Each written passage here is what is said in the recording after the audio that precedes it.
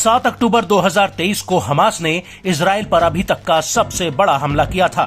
इस हमले के बाद इजरायली डिफेंस फोर्स ने गाजा पर जमीनी हमला शुरू कर दिया था और तब से लेकर अब तक आईडीएफ गाजा को हमलों से दहला रही है। लेकिन इस हमले की कीमत आईडीएफ ने भी चुकाई है और एक बार फिर से आईडीएफ को गाजा में एक सबसे बड़ा झटका लगा है।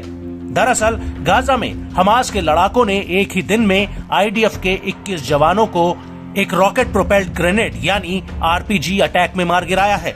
और बड़ी बात यह है कि गाजा में ये अभी तक का सबसे बड़ा आंकड़ा है जब हमास के हमले में एक ही दिन में इजराइल के 21 सैनिक मारे गए हों।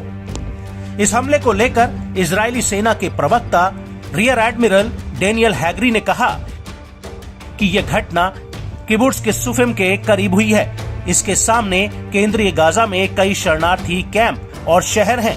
यहाँ पर 21 सैनिक बाड़ेबंदी से करीब 600 मीटर की दूरी पर काम कर रहे थे।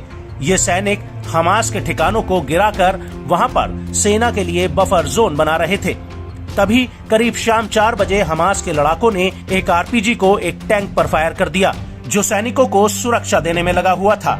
और इसी दौरान एक 2 मंजिल बिल्डिंग में एक धमाका होता है जिससे इमारत ढह जाती है, जबकि इस दौरान आधी से ज्यादा फोर्स इमारत के भीतर ही होती है।